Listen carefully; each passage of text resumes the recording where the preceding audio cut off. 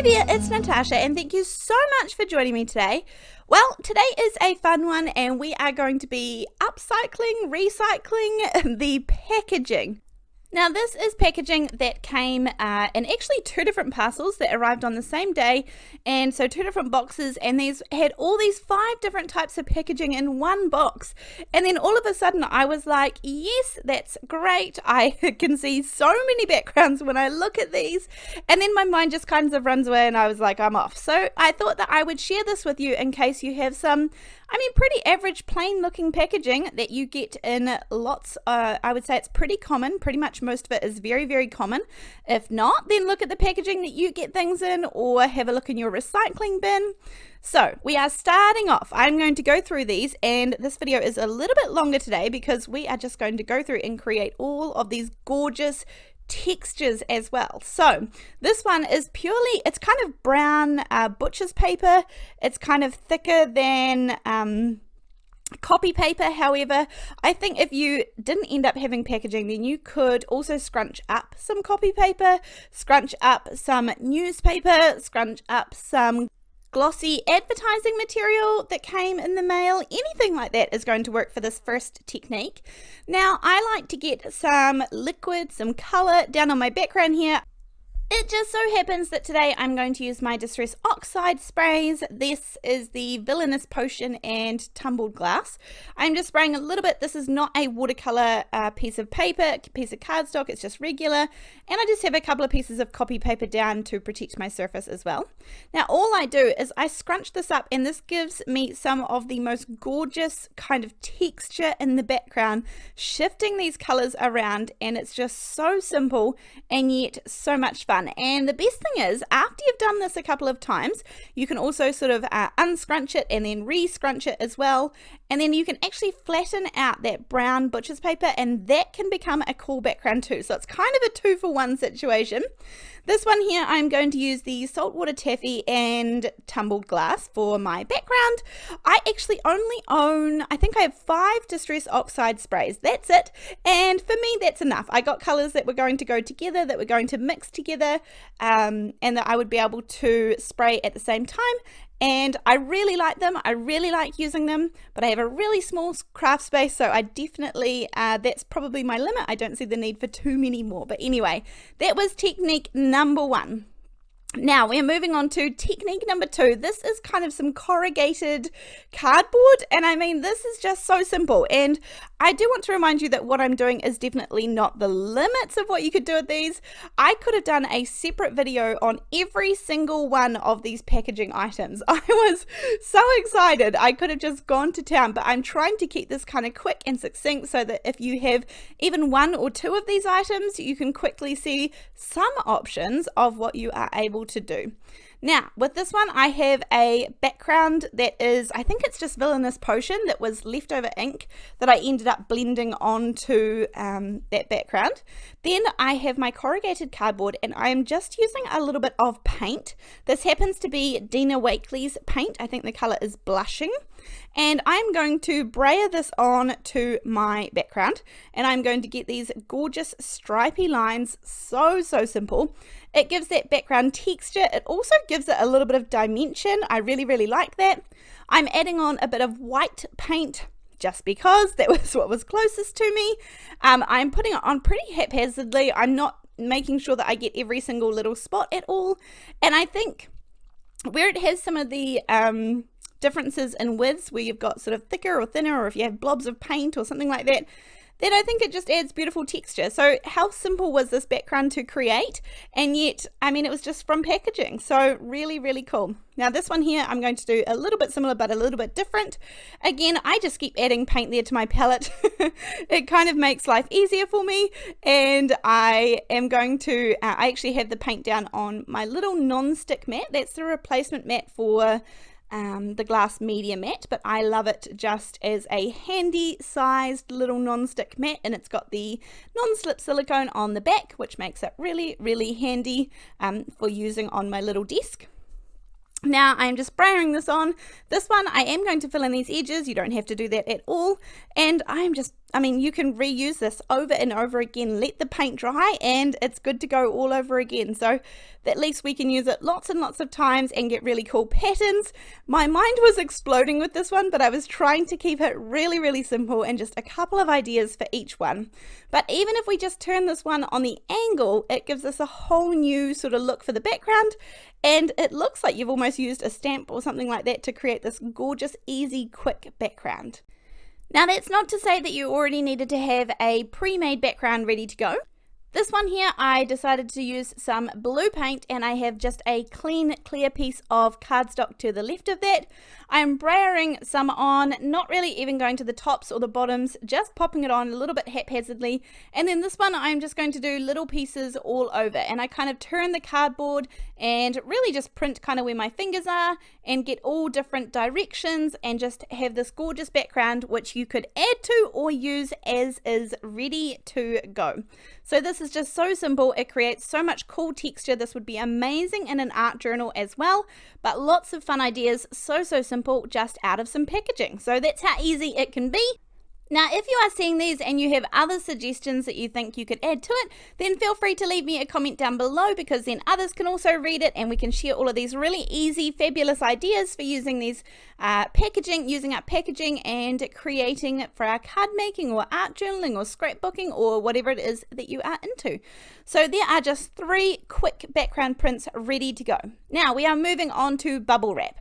This is the mini bubble wrap, and as far as I'm aware, and I could be very well wrong, but there are 3-ish sizes that I see very commonly. So this is the very large one that I have and I've used before lots of times on this channel. Then there is a medium and there is a small size of the bubbles. That's the most common sizes I see, and I thought I would give this one a go for the small bubbles. I actually did this as part of a video a little while ago now, but it had a different focus to it, but I really love the outcome. So I'm just using a rainbow of the Dina Wakley acrylic paints. I am loving her acrylic paints. They are so handy. You can water them down and use them like watercolors. Again, I have videos on all of these things. And you can also just use them as regular paints. You can stamp with them. You can pretty much do anything. I have been blending with them. I mean, there is just everything. So I've chosen to do a pretty simple and quick rainbow. I didn't get to the purple part because there really wasn't too much room. I like to have a little bit of blending in between the colors as well. So just add a little bit on with the paintbrush, and then I pop down a sheet of clean cardstock. Use a brayer. I don't mind if I get a little bit of paint on the back because it's going to be the back after all. And you get this gorgeous kind of mixed media almost looking background, and I absolutely love this. It is bright, it is cheerful, it makes it so easy to just make these over and over again. You could just keep going and going and going. Of course, you can even wash the bubble wrap off and then use new colors, or you can let it dry and then see what you get from there. So many cool options, so I couldn't help myself but try at least one more. I really wanted to have a lot of these on hand, so I kept going off camera as well, but I'm just going to show you a couple because I think these are really just good, handy go-to backgrounds. I think this looks absolutely stunning. I don't necessarily know why it's missed a couple. Maybe those bubbles have been popped, maybe they're flat, I don't know, but I quite like how that worked out. I like that look. So moving on, this is some, I would call this like packaging foam, I guess. It's a couple of millimeters thick, maybe 3 or 4, and I will just give you a quick tip. If you get this in your packaging, this stuff is golden for running through with your die cutting machine. If you have a die that won't cut cleanly, this stuff is absolutely gold. Now, I'm going to use it for a little bit different use today. So I have a background that has some of that Saltwater Taffy spray on it. It was just a clean up piece, so you can see it's got a little bit of texture to it. I have just popped over some blue ink. This happens to be an Oxide ink. And then all I'm going to do is print this down, use my brayer to get a good image. And then I think this just gives amazing texture, all that texture, and so easy to create. Now, obviously this one's quite stark because I have gone blue over pink. But with this one here, I just wanted to see what I would get if I just did the leftover ink, so I didn't re-ink this at all. And again, you just get a softer, more pale, but gorgeous background texture. This almost reminds me of denim, like a cute jeans pocket or something on a card. I think that would be really fun. Now this one is again the Saltwater Taffy background, which is just a light pink sort of background, and then I am taking some, I think it's Abandoned Coral is the Distress Oxide that I'm using for this one.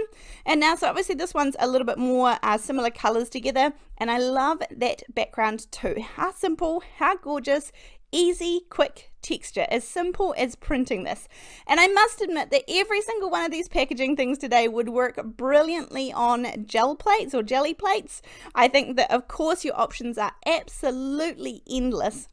Speaking of gel plates, I felt that I needed to use it at least once. So this was kind of the most interesting texture of packaging that I had, and I really love the look of it. I'm not sure that the end product was quite exactly what I was thinking, but I chose to do a little bit of printing with it. So all I'm going to do is actually create a couple of really quick backgrounds to begin with.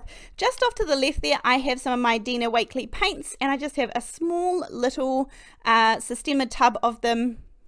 I have about maybe 20 all up paints, and this is all the paints that I have, and I absolutely love them. I have fallen in love with her paints and slowly kind of converted myself over when I ran out of a color. I like to sort of limit some of the supplies that I have, just because I find I'm almost more creative when I have less things around me. So that's just how I work, and that's okay. We all work differently as well. So I'm just creating a few backgrounds here, nothing special, nothing crazy or in particular, but gel plates are one of those things that you can end up creating a million backgrounds really fast. They're very addictive and they're very fun.